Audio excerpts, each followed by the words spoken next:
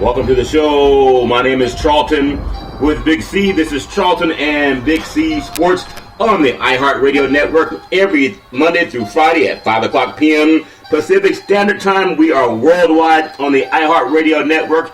I want to thank everyone on the iHeartRadio platform for bringing our show on to you.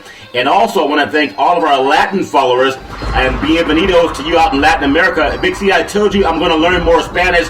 I learned uno, dos, which stands for Charlton and Big C. So my Spanish is getting better, Big C. Also, want to thank you good old boys out in London, England, as well as Berlin, Germany, and the great country of Canada. I'm going to learn their national anthem as well, Big C. I'd be remiss if I didn't thank the good old boys from Australia and also Africa. Big C, how's it going in your neck of the woods down in the south, Big C? Well, sunny and humid as always down here, Charlton, but just a beautiful day. You know, really enjoyed the day, had a good time. Was looking forward to hooking up with you this evening on the broadcast. And, you know, it's always the highlight of the day when we get to this point where we're able to talk sports, share with America and the world, to give them our insight on iHeartRadio about the world of sports. Yeah. We're not the cookie-cutter guys. We're not track guys where we're sitting here reading a script. We're just real talk, Charlton, explaining and what we're feeling about the sports world. Well, and about the sports world, what a great happening this time of year. I know so much talk about the Olympics and the Zika virus and the crime and everything else. And obviously it's been a pretty smooth event so far, Big C.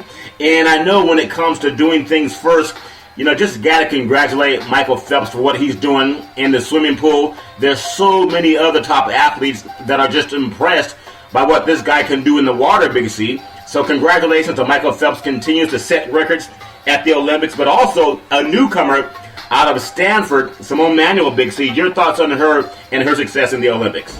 Well, when you think about the most heartwarming story of all the Olympics, Charlton, I know as African-American, Simone Biles in the gymnastics has gotten a lot of great notoriety, which she deserves because she's a beautiful, excellent athlete. Yeah. But Simone Biles made history last night, Charlton.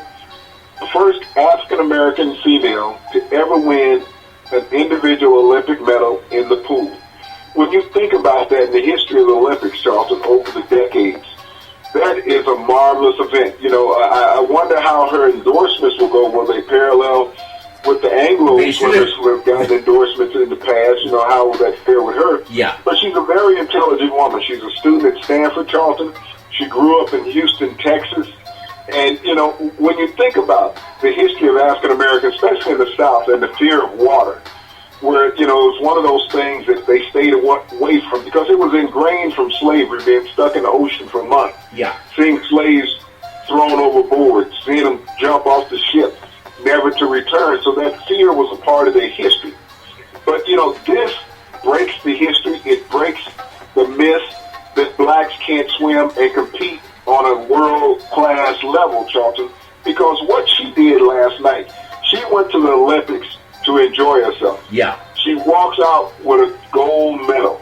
That's the joy of the Olympics, Charlton, when you look at it. When you see that shock on an athlete's face, that they were just expecting to compete, and all of a sudden they've won. That is the ultimate fulfillment. And then you see the appreciation for her country and her flag. Oh, yeah. And when she was on the medal podium, and the tears started to flow, Charlton. That's a true American, and what America represents at its finest moments in competition, Charlton. Well, speaking about what America represents in its finest moments of competition, this segment is sponsored by your Northern California Cadillac dealers, home of the all-new Escalade, the standard of the world. And when you go down and test drive it, tell them that Charlton and Big C sent you. And again, Big C, I mean, we talk about standard of excellence, how great athletes are, what it takes to have that mental focus. Would you believe that what she's done as a young African-American girl is only made possible because someone poured into her? So, and they didn't just give her Nike tennis shoes, they poured into her the education and the training that would benefit any child. Now, not everybody can get into Stanford University.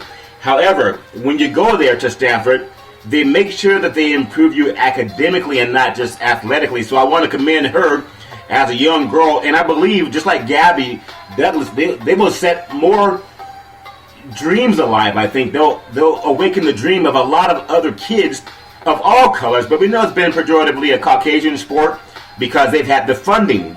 Historically, they've had the funding and the desire to be in that industry where parents could afford it. So I think she's opened the door for a lot of young people of color. I'm not saying she's the new Jackie Robinson, but I'm just proud of her. But do you think it opens the eyes for other young African Americans, Big C, to pursue the water sports, Big C? Your thoughts on that? You know, African Americans throughout history, Charlton, have lived vicariously through others that they've had visibility of. Yeah. You go back and you look at Joe Louis, how many boxers he inspired throughout the years. Muhammad Ali, how many boxers he inspired. And you look at Jesse Owens in the track world. Yeah. So everybody wanted to be Jesse Owens. They wanted to be the world's fastest man. And we've had so many African Americans following in footsteps, Charlton. You look at basketball throughout the eras, and you see the great basketball players and football players that have played. Yeah. But the individual sports, you know, when you think about tennis, like an Arthur Ashe, who dominated the circuit. Years ago in track, Wilma Rudolph, who was the world's fastest woman, African American. You know, these people have inspired over the years. FloJo, you know, in the mid-'80s, you know, she was the greatest runner in the world. Yeah. And so when we look at this inspiration that we see, that visibility, that's what inspires young African-American children. And that's why so many have played sports, Charlton, because that's what they see is the athletes. If they got a chance to have exposure to Wall Street, then we would have a lot more economics in the black community, but that's something that they're not exposed to. Society is, you know, sort of like steering young African Americans towards athletics. Yeah. Saying that you're great, you're large, you know, you're fast, you know, you can be the next great so-and-so. Yeah. But we all know that it's not true. Us who have an education just based on percentages alone. If you look at this young kid down at Alabama, Smith, that, you know, Nick Saban has fought so hard to keep him from transferring to an SEC school, they allowed that today because they knew there was a lawsuit waiting to happen. Yeah. And he's already graduated. Think about it. He has his college degree. Why are you fighting this young man on going out pursuing another opportunity and he's not going to start for you? So, you know, you look at the roadblocks that have always been there for African Americans, Charlton, that, you know, you can cut them from a scholarship, but they can't leave and go where they want to go. Well, you know, that's the sad part of it. Yeah, and that's very true, Big C. It's also for parents and coaches to understand that too much power in the hands of one person can oftentimes corrupt people, Big C. So I challenge any parent or any athlete that goes to the University of Alabama because they're recruiting some of the top kids in the country. Not everybody's going to get a chance to play in the NFL, Big C, but there are a lot of guys who can get an education if they're given a chance. Now, this is what I dislike about Nick Saban. I'm not looking at him as a sycophant who wants to see more football players. Here's a player that just happened to be a black man. So if a lot of you African-American parents and you have Nick Saban showing up in your house and he's telling you that they're going to be the next pro football star, right? So what if they get an education and they want to do what Nick Saban has done when he left LSU and went down to Miami in the NFL and came back to Alabama? He exercised his rights as a free American to do whatever it took to benefit his family. Here's what Nick Saban is saying to a young black male. No, you cannot pursue your dreams. I will not be on your side to help you advance your career unless you work under me. And that's the same type of garbage behavior that we had in Jim Crow. It's just Jim Crow's not legal anymore legally, but it's still legal in the heart. So the only reason you're right, Big C, that he allowed the kid to go is because he was going to face a lawsuit. There's too many intelligent lawyers out there, black and white, that are not sycophants to some of these head coaches. So for all you kids that are being recruited by Nick Saban, like I've always said, Big C, just go to USC. At least you got to get an education and you get to ride the white horse, Big C. Your thoughts on that? Well, Charlton, when you think about the scenario that played out overall, this is something that many young athletes go through every year, is that they want to leave a university because when you go there, they're telling you that you're the top recruit, but all of a sudden they brought in 12 defensive backs that play your position. Yeah. And so that depth chart is really deep, and as well as the guys that are already there. And so to have an opportunity, the kid has stayed around Alabama for 4 years and never became a starter. He's played some special teams. But, you know, even Nick Saban last year held the University of Alabama ransom. Yeah. Because the talk of, hey, he's going to Texas. Yeah. You know, everybody was saying he's going to Texas. What did he get? got a $2.1 million raise. Yeah, and he gave that money to... Is it about greed and selfishness, or is it about the betterment of the university and care of the athletes? Looked like Nick was caring about his pocket at that time. So, to prevent a young man from going out, earning an opportunity to earn a living later on down the road as a potential professional, it's very selfish. And Nick Saban is not the only college coach that has done this, Charlton. Yeah. There's been many college coaches that has done this. You think about Russell Wilson when they got the new coach at Wisconsin. Yeah. And he was able to come in. North Carolina State got the new coach, didn't want him as part of the system. So he went to Wisconsin, led them to a Rose Bowl. Yeah. There are many intelligent, prominent athletes out there, Charles, that just need a chance.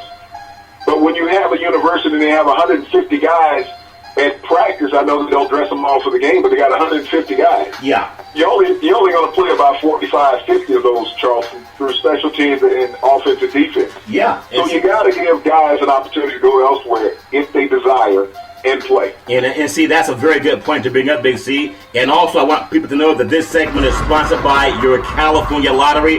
What could a buck do for you? I'm telling you, I keep having this itch, and I did take a shower at Big C because they kind of cut back on the water shortage in California for one day. So I took a shower, so it's not that I'm itching for that. I do believe I'm sitting on the winning Powerball ticket. It's just about $50 million, so I understand, Joey Bosa, that may not be a lot of money in the real world, but I'll take it, Big C. And I also want to bring this up, too, because today is a happy Friday. It's August 12th, 2016, and I love being on the iHeartRadio network.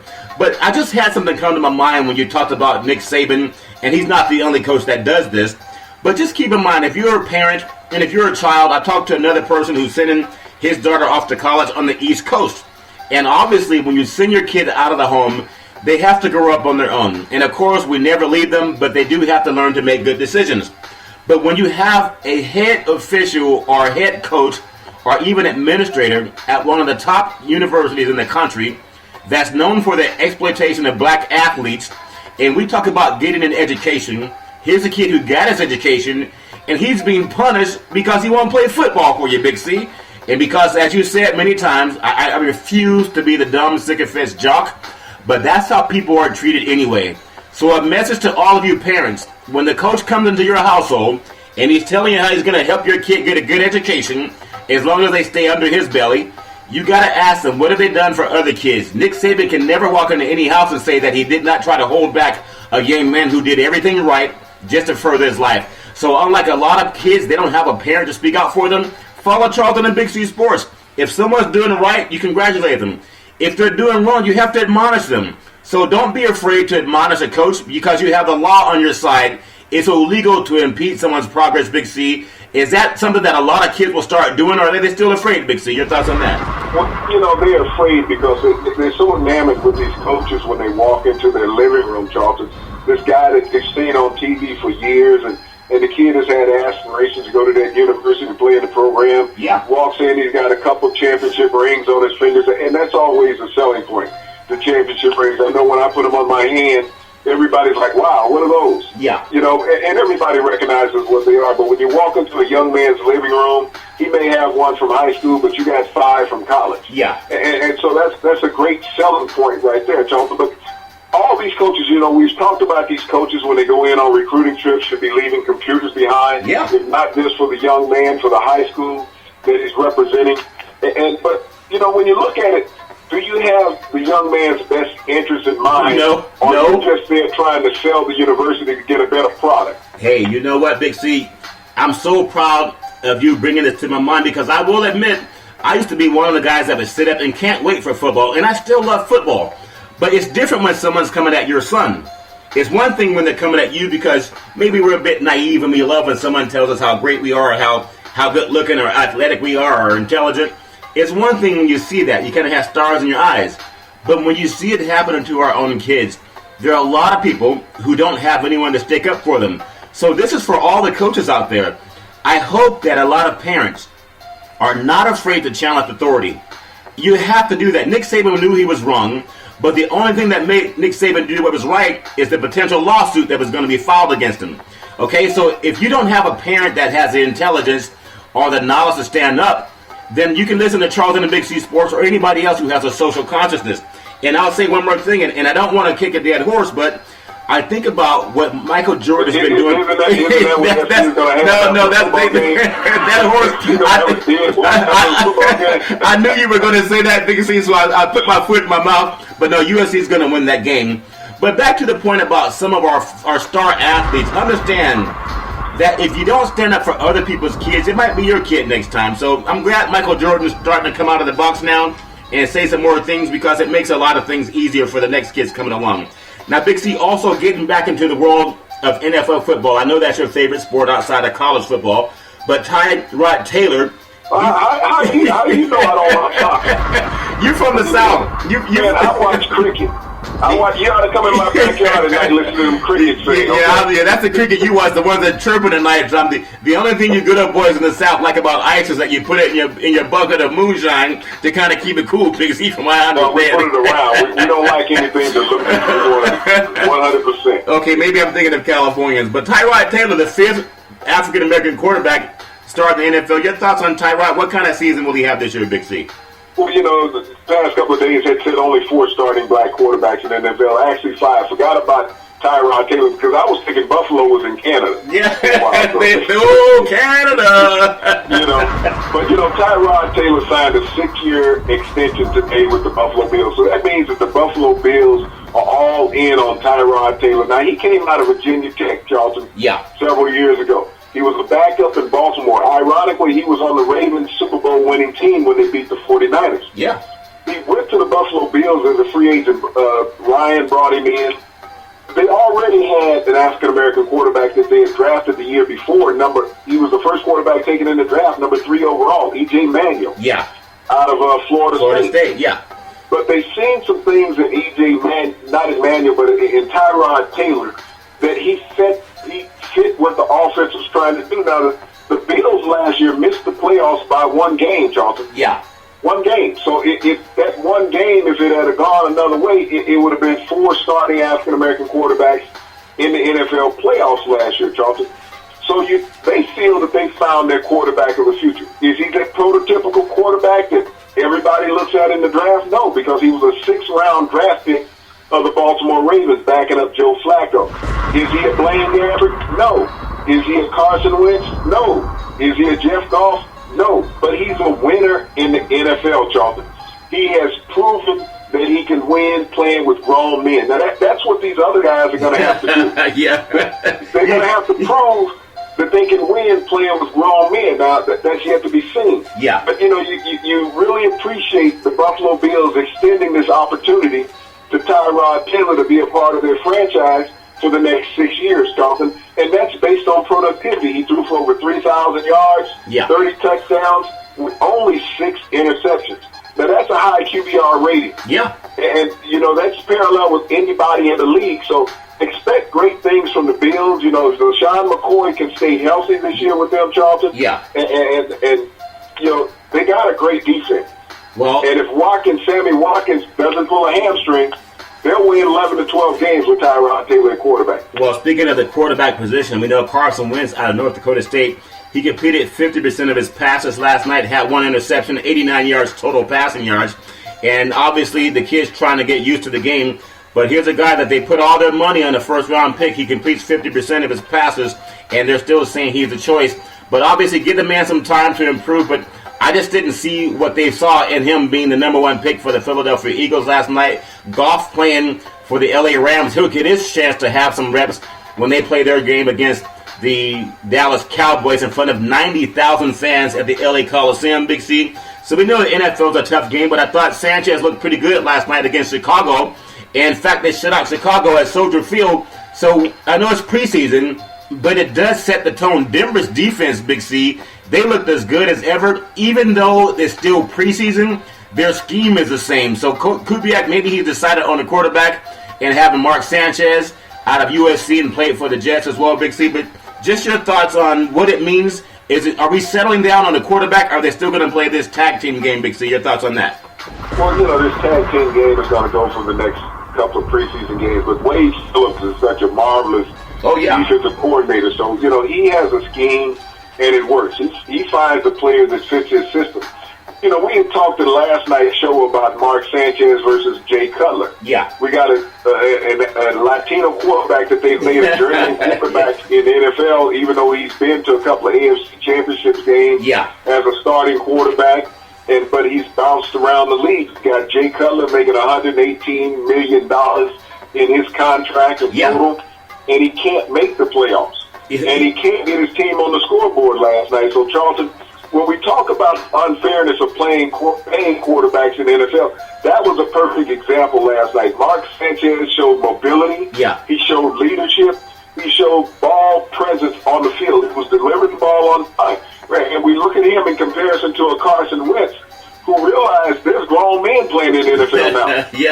Practice speed and game speed are two different speeds. Yeah. You can look good anytime. I mean, he looked real good standing there in a uniform. Yeah. It's just once he got on the field, the reality showed up, Charlton, is that these defensive backs are a little quicker. Yeah. These linebackers are a little bigger and stronger. And ironically, the linebackers that he's playing against in the NFL are as big as the defensive linemen that he played against in college, but these linebackers often run like DBs. Yeah. and these defensive linemen don't care who you are. And, you're 6'6", and you looked over everybody while you're at North Dakota State. Yeah. That guy 6'6" on the D of the line is looking you right in the eyes. Yeah. And so, the thing about being prepared for the NFL, it's tough for any quarterback to walk in and be NFL ready.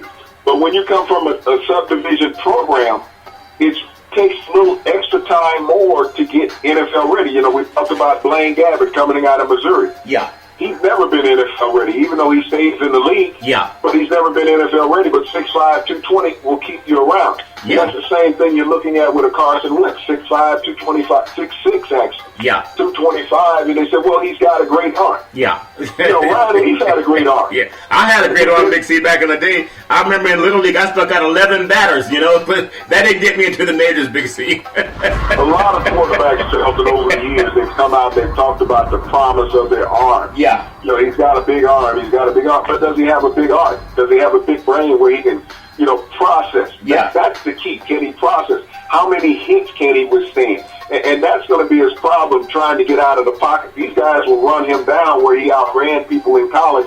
So you think about the level of a competition. We all hope the best for all athletes, Charlton. Yeah, but at times you got to be realistic. You got to know when to fish or cut bait, Charlton. Well, it's like I think Mike Tyson said it best. He said everybody's a champion until you punch them in the nose and drive the nose through the brain. So a lot of guys understood it. Everybody's a champion when they're fighting against that fighting bag. And speaking of that fighting bag, this segment is also sponsored by United Labor Insurance. Guaranteed life insurance up to $100,000. with no medical questions. And we're also endorsed by the American Cancer Society and the American Heart Association. And we work with all of the unions under the AFL-CIO. I'm looking to employ over 1,000 licensed insurance brokers to help offer guaranteed life insurance under United Labor. Tweet out to Charlton and Big C Sports on the iHeartRadio network. Also, Goosehead Property and Casualty. We beat about 98% of the people.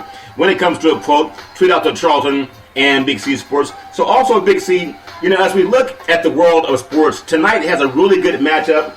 And again, we say matchup name-wise, but we know it's still preseason. But I look at one of the great teams that I'm picking to go at least to the AFC Championship game.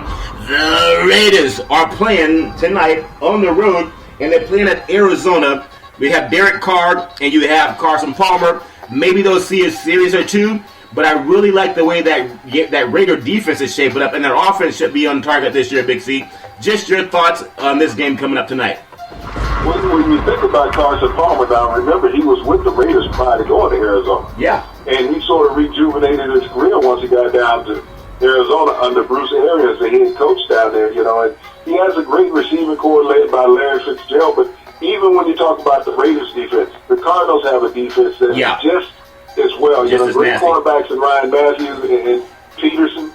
These guys can play. They have a lot of speed on that side of the defense, and they're young. So, when you think about the two quarterbacks, you don't expect much time in the game out of Carson Palmer. Also, the Cardinals have a great young running back in Johnson. Yeah. This is the team, that made it to the NFC Championship game last year. So, Charlton, expect him to be back close to that same position again this year. The clock is getting short. for Fitzgerald and Palmer. So, these guys are going to be playing at a very high level. The Raiders are young. They've improved every year under Jack Del Rio. Yeah. They're poised to make the playoffs this year. I believe they were 8-8 last year. Last year, yeah. So they were a 500 team. If they can get 2 to 3 more victories, they'll make the playoffs. The AFC West is going to be tough. You got Kansas City. We know they had that 11-game win streak last year. Yes. Denver, the Super Bowl winners. And you got the Raiders in that division. So the Raiders are the young upstarts in that division, and if they can prove everything, when you talk about defense, they brought in Bruce Irvin from Seattle, who was a former number 1 draft pick of the Seahawks out of West Virginia. Yeah. And this is to help Khalil Mack. So you got these 2 tremendous rush-ins on each side.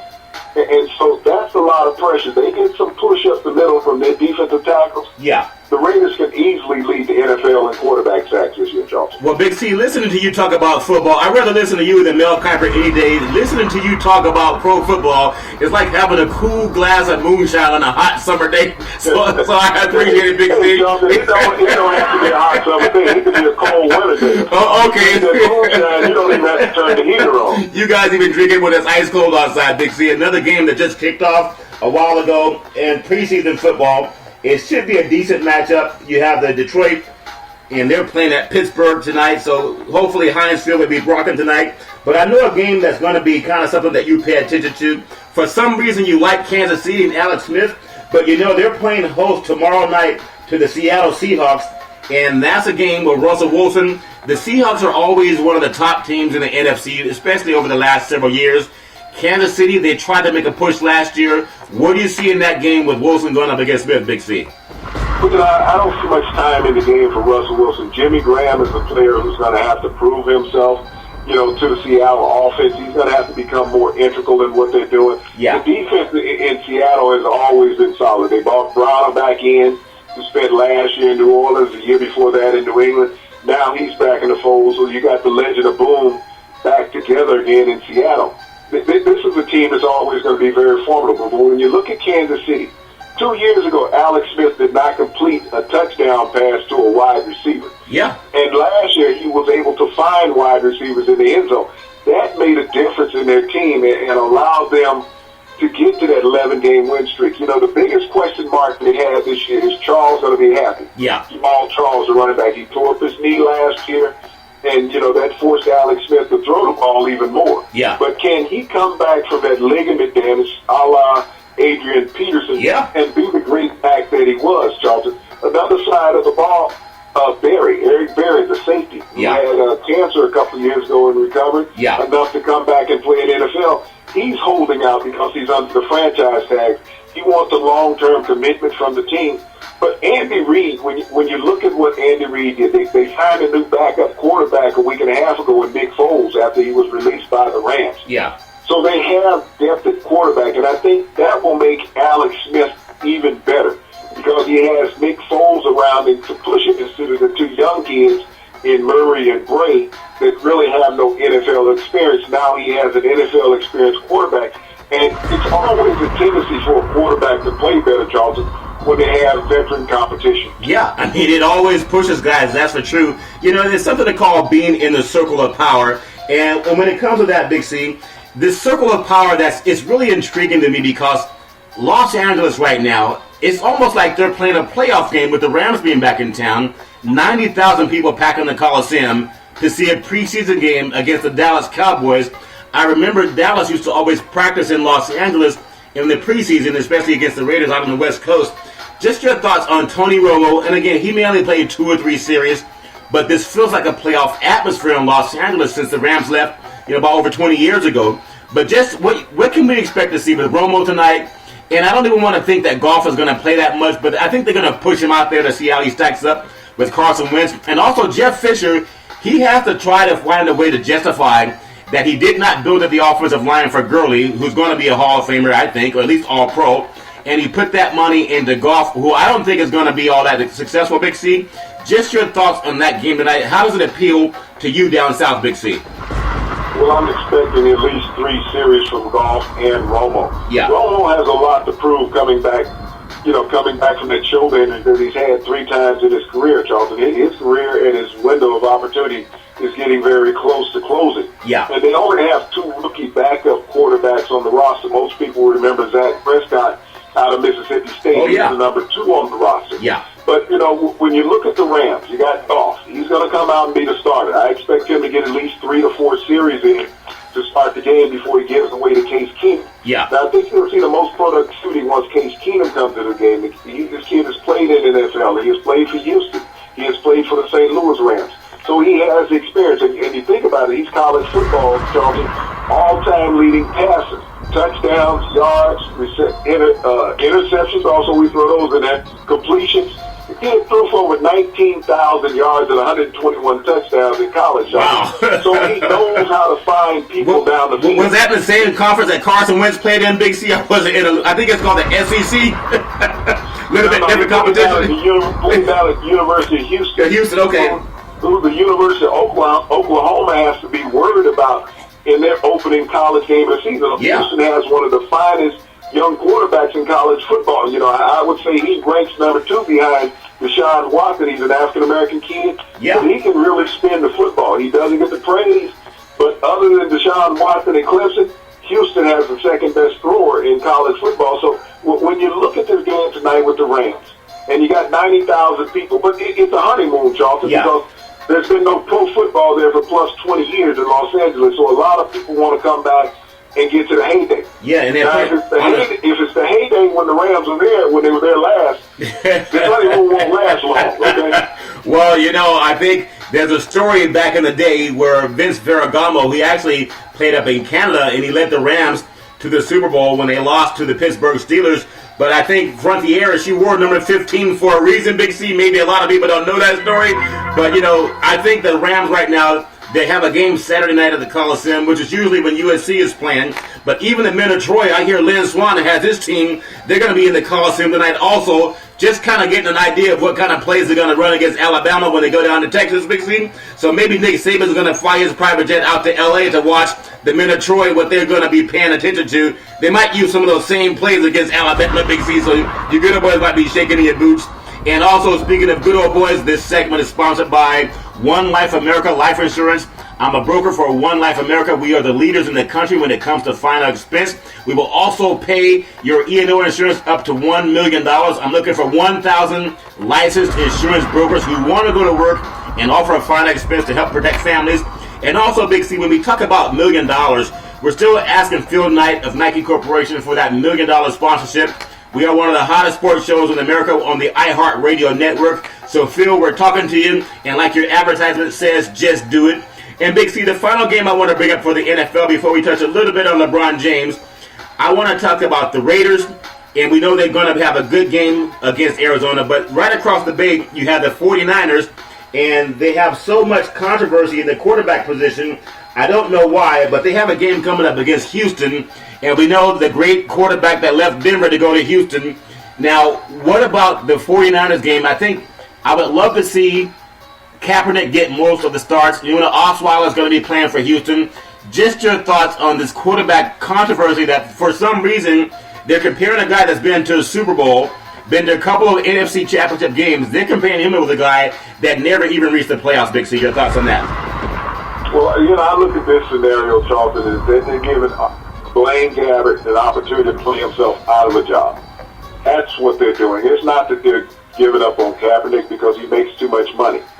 They're giving Blaine Gabbert an opportunity to prove that he shouldn't be the starter, and that's why they're giving him all the hype. Yeah. When you look at the media in San Francisco and the Bay Area, they really don't understand football. These are people who write down what people tell them, Charlton. If they see a story, then they follow the story. Let's follow that. You know, we don't want to be going against what everybody's saying, but when you sit there and you look and you got a proven winner in Colin Kaepernick in the NFL, and you got this kid who's won 5 games, 6 games as a starter now in 5 years in the league. I mean, he's getting a pretty good paycheck based on wins. Yeah. Okay?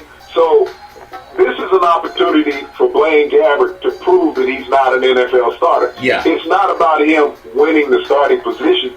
This is about him proving that he doesn't deserve to be a starter. At best, he deserves to be a backup in the NFL. So, I mean, you've read into it like all these guys are writing and saying, Charlton, that Gabbert's the starter. No, Gabbert's getting the first team reps right now. Yeah. From the start of the season, Colin Kaepernick will be the guy under center if the 49ers expect to advance through the NFC West. Well, Big C, I think that's something that's yet to be seen, but I still think that there's even a station up here called KMDR, the Sports Leader, and I followed them for several years, know some of the guys that are on that programs as well, but I feel like they keep looking for the next NFL playoff-ready quarterback. Well, they already have one. He just doesn't happen to be Caucasian, so they're always trying to look above. It reminds me of David Shaw, the head coach of Stanford. He's the 8th highest paid coach in the Pac-12, but he's won more games than anybody Big C in the Pac-12. And this final segment is sponsored by BeneathHisWingsFoundation.org. Make a donation today. It's easy, it's fast, and secure. And contact Cynthia Evans of CYNN Entertainment. When it comes to promotion, she's the best in Northern California. Also, I want to thank Becca, the Business Cupid, for hooking up some sponsorship coming down the road. Big C, I actually met, just yesterday, I met this lady named Sylvia, and she looks like Cleopatra. She's a musician out of Africa. And I know we talk about our program being worldwide on the iHeartRadio network. So this is about Charlton Big C Sports. As I turn it over to you, Big C, with this $100 million contract from LeBron James, I just want to encourage every young kid, no matter what color you are, no matter what gender you are, let's keep our women safe, especially as we approach the world of pro football where testosterone is high, Big C, and the moonshine tends to overflow in your cups. But let's make sure if any woman has any problems with any type of domestic violence, please call 911. Don't let her go through this garbage on your own. Don't listen to her saying, I don't want to get my boyfriend in trouble. Call 911. Let's keep our women safe. Big C, in the final few thoughts on LeBron James, what would you do with 3 years, $100 million, Big C? That's just what he's paid for his contract. That's not including his endorsement, Big C. Big C, I'm just asking you also about the LeBron James $100 million contract over 3 years. What's your thoughts on that, Big C, as we close out the show? I know that he has your kind of money now, Big C. You and LeBron James can hang out in the same private jet, Big C. Well, when you think about it, what he's brought the city of Cleveland as well as the owner, Dan Gilbert. $100 million. It is a drop in the bucket. When we look at what other players are making, players that are lesser players, not even half the player that LeBron James is, the money that they gave out this past offseason in free agency, Charlton. Even if he got that, he's still underpaid. Based on his performance, what he can do and how he can dominate a game. I mean, we've rolled LeBron James like anybody else.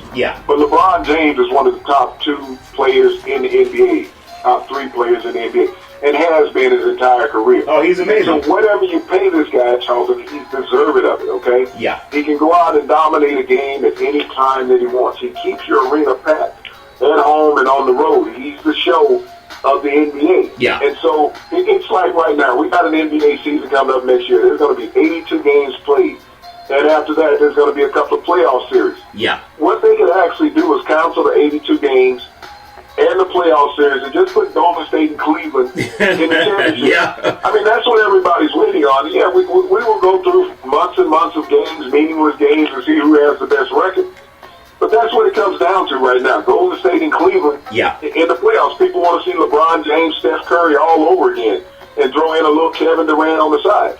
Now all Cleveland has to do is sign J.R. Smith to put him back in the game with LeBron James because he was an integral part of that championship team, Charles. Well, I tell you, LeBron James is the face of the NBA. Even though Steph has had the 2 back-to-back MVPs, LeBron James is the face of the NBA. And Charlton, I'd be a little remiss if I didn't mention Alex Rodriguez tonight. This is his final night as a player with the New York Yankees. This is a man that has been maligned through the media and everything else over steroid abuse and many other things. Alex Rodriguez has never tested positive for steroids. He admitted to substance use, but he's never tested positive. Now, you think about the number of players in this home run era who tested positive for steroids. And there have many other players who have tested positive that have not been superstars. But for what this man has contributed to the game, Charlton, and he has 696 home runs. He's 4 short of 700. I still feel that the reason why the Yankees had not played him much over the past month is that they did not want him to get to 700 because that puts him in rarefied air. Right there with Babe Ruth. He's only the second Yankee to have over 700 home runs in his career. Yeah. And then so that would put a shadow over them, because Babe Ruth has been deemed to be white, even though he looks to have African-American features. Yeah, some people say he was African-American, Big C, just with a different hue. Yeah, that's the thing, the reason why they pulled this move. Joe Girardi has been classless. Embarrassing. It's been classless. Yeah, the New York embarrassing. Yankees have been embarrassing to professional baseball to take one of the top 20 players of all time and not let him go away as a hero or even as a prominent part of your organization, Charlton, to just shun him. That's an embarrassment for baseball and the New York Yankees. You think about a once proud organization, and they're blaming their losing on Alex Rodriguez. Yeah. I mean, there's 8 other players every time they walk out on the field, Charlton. Actually, he was a DH, so there was 9 other players who walked out on the field and they were not delivering. But Alex Rodriguez became the scapegoat for the New York Yankees losing. You know what? There was no reason why he should have had an opportunity to hit 25 to 30 home runs this year, Charlton, other than Joe Girardi and management. And speaking of Joe Girardi, when you look at the New York market, it's one of the most expensive places to buy a ticket. You're telling all of your fans who would love to see that, you're telling grandfathers and the fathers of kids, you're telling grandparents who would bring their little boys and girls to the game. You would tell the people who would bring their great-grandkids to a game to maybe see him hit 700. They don't matter.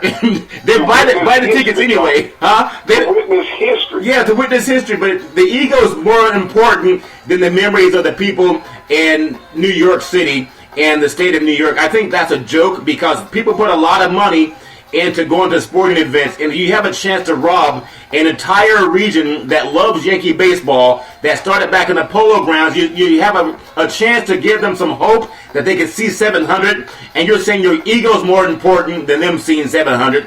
Big C, in the final 30 seconds of the program, I'll let you take it away. Well, Charlton, this shows what you spoke about earlier in the show, that some individuals have too much power. Yeah. And we talked about Nick Saban being in that position, denying Smith the opportunity to transfer to the University of Georgia, even though he eventually had to get in. And this is the same scenario with the Joe Girardi. Yeah. Alex Rodriguez went to him and asked him could he play third base tonight in his final game. He just said no. How? And this is what he was. He was an all-star third baseman when he was with the Seattle Mariners prior to going to the Texas Rangers, coming to the Yankees. And the reason why he gave that up he was at shortstop. He gave that up for Derek Jeter. Yeah. But, to have an opportunity for history to be repeated with an organization for the second time, that will never come back again. Well, he would have been only the 4th player in baseball history, Charlton, to hit 700 home runs. You robbed him, you robbed the fans, and you robbed the history of baseball of this great feat being accomplished. Well, I think, Big C, you said it exactly. It's all about the fans, or at least it should be. And when it comes to ordering uniforms, G5 Textiles, tweet out the Charlton and Big C Sports. We can make uniforms from anyone in the country. And I also want to say that I hope A-Rod goes to another team next year because he deserves to get to 700.